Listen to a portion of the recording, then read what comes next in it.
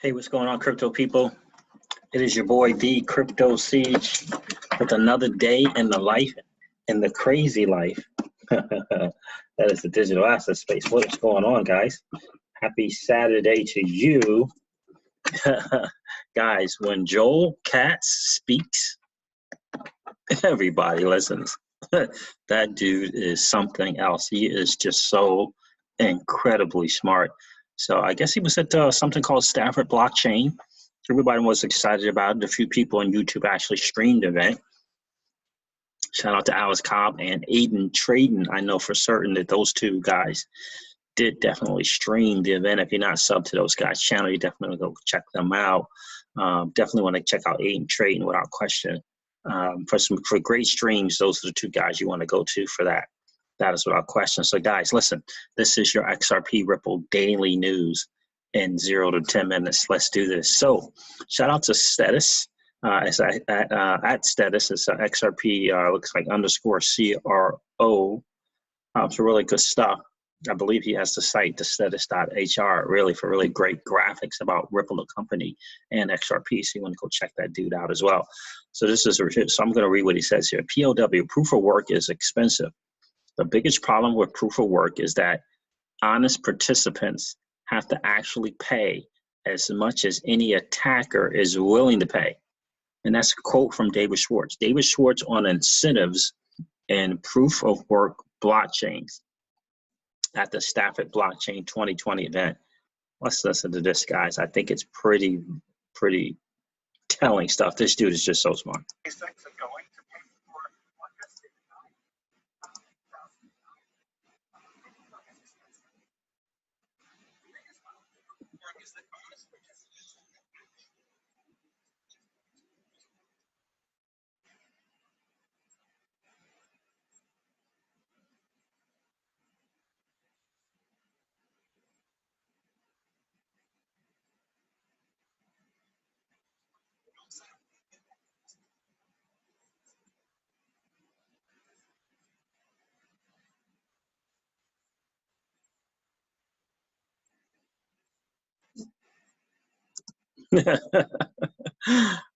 That's some truth bombs right there. Shout out to Joel Katz. Shout out to David Schwartz. I got to tell you, absolutely outstanding. I got another clip from here for you as well. This guy is just so smart and it seems as though he's a very, very cool dude as well. But let me show you another thing. When Joel Katz speaks, guys, when David Schwartz speaks, everybody listens. Check this one out. So here's another thing. Shout out again to XRP_Crow. Solve people's problems. That's how you make money. You don't build friction into the system. You build friction out of the system. Again, it's a quote from David Schwartz on incentives and proof of work blockchains at the Stafford Blockchain Day. This apparently was day 3. Another one from David. Listen to this one.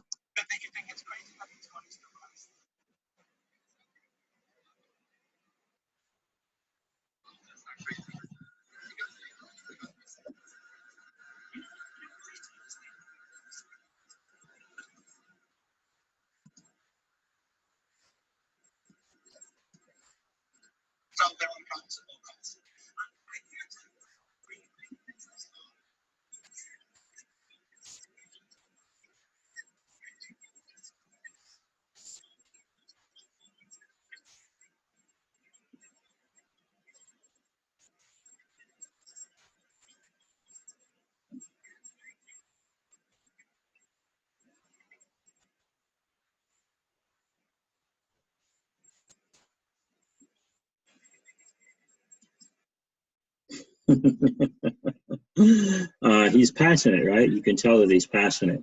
Great ideas. Unfortunately, he says that ended up getting kind of screwed up with it because they put tokenomics kind of into a situation. Interesting point there. Interesting value add, I think, the way he put that down, laid it down for everyone. But you could tell he's very, very passionate. I saw a tweet from him earlier today when actually he said he rushed. He kind of took his time through the first part. He rushed, really rushed through the second. He would love to have had a do-over. And he didn't even actually get to do the third part. So there was a third part to that talk as well. And so that's very, very interesting because he felt very rushed. It looked like he was being rushed. I know he asked a couple of times how much time he had. It would have been great. He said he would have liked to do that talk again, just kind of slower, just kind of like he normally kind of does. I'm sure it would have been very, very powerful. And, point of fact on a lot of different things. Talk about great insight. Such a smart guy. Solve people's problems. That's the business that we're in. In fact, that's how you make money.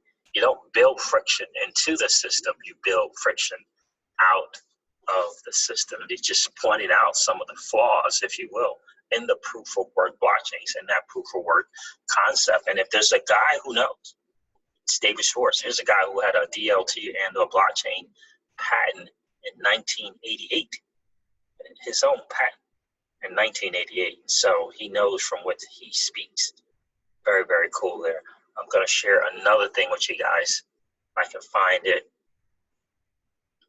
This is on one I found to be very, very interesting. It's a conversation, and he was being kind of asked some questions. Let's go over this. This shout out to Real XRP Boy, because this is what he says here. You'll see here. So don't tell me I don't have a say or I don't play a part. I do. In fact, we all do. I take the XRP out of circulation, and I've been doing it for years. And perhaps maybe you have been too. We all play a role, no matter how big or small. Screw the noise. So here's just kind of, it's just a back and forth with David Schwartz and someone else on bitcoin.stakeexchange.com. Here's a question to David. What does it mean to buy XRP as an individual other than speculation? David says you can use it as a means of payment and as a means of exchange for other assets on the network. If investing in XRP could mean something other than speculation, this is another question, how can we use XRP to do something other than speculation as an individual? And David replies, you can pay it to other people to settle obligations. I've heard him say that before. You can exchange it for other assets on the XRP ledger. Hello, can you say Sologenic? You can use it to fund transactions on the XRP ledger to issue, redeem, transfer, or hold other assets. Again, sounds a lot like what Sologenic is going to be doing. How is it possible that this is another question. How is it possible that the Ripple protocol can operate even when there are many people buying XRP and therefore holding it, making it unavailable to the rest of the network? I would imagine there are constant supply of XRP, which is enough to keep up with the hoarded XRP. And David says, XRP that is held is effectively out of circulation. Taking XRP out of circulation increases the value of the XRP remaining in circulation by reducing the effective supply. This makes it possible to use the remaining XRP for higher valued transactions because its value is higher, right? So those of us who purchase and hodl, there's always going to be the thing that people don't, I think, miss is there's always going to be a circulating supply in that space, in the payment space, right? Because there's going to be the market makers and the market takers, the liquidity providers, the small, the SMEs, the MoneyGrams of the world, the Bitsos of the world, the Golances of the world that aren't ODL and using XRP. There's always going to be that circulating supply. So if you got plenty of people, if you got people buying and holding it, that's taking it off the circulating supply. That increases the value of the XRP and it allows those people on the ODL to actually do business better, especially for the market makers, right? Now they have a higher value XRP, which is not a bad thing. So here's another thing. I think he continues on here. Yeah. But even more importantly, speculation creates demand and trade volume. He says this is more important because there are speculators who buy and sell XRP for US dollars.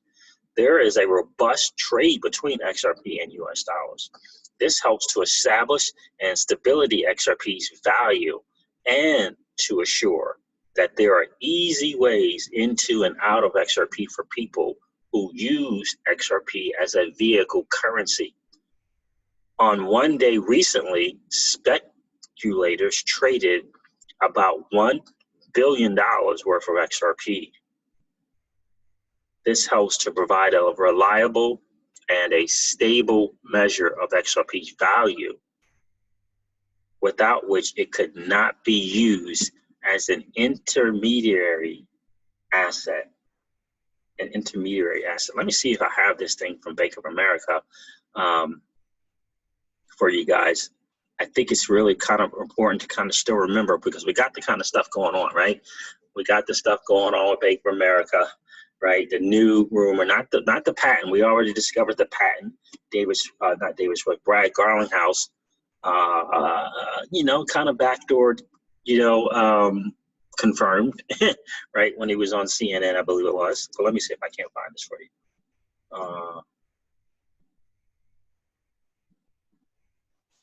Here it is, right here. Never forget this one, guys, right? And shout out to Lee from SPQR Media. He did a deep dive on Bank of America. Again, if you haven't had a chance to go check out that channel, subscribe to that channel, SPQR Media. You definitely want to, and you definitely want to check out the deep dive that Lee did on Bank of America. It was really, really great. So here it is, innovation example. This is from Bank of America, their presentation. Ripple cross-border solution, proof of concept. Ripple's distributed ledger solution remedies legacy corresponding banking infrastructure challenges and provides bi-directional messaging to enhance payment tracking, data transmission, and enables enhanced certainty in settlement. Guys, we can never ever forget that. Again, if you haven't checked out the deep dive on Bank of America from Lee from SPQR Media, you want to get to that channel and go check it out. I'm telling you, it is worth every single second that you spend, every single minute that you spend listening to that dude talk about that deep dive of Bank of America, especially all things considered with the information that we just heard with possibly Bank of America and Santander. Really, really great stuff, guys. All right, listen, guys, I'm going to wrap up this video like I do all of my videos and remind you of this. Old money doesn't want you to win. They don't want us to win. They would rather us remain a cog in their perpetual wheel of trading our time for dollars. They don't want us to play in the same playground that they play in, where we allow our money to work for us. This is our chance to win, guys. The digital asset space is our chance to win. We are in the midst of the greatest transfer of wealth in the history of man. Are you participating, or are you standing on the sidelines? Here's what I do know, that the battle for you has already been fought, and the victory is yours. Go get it. I'll talk to you soon, guys. See ya. Bye.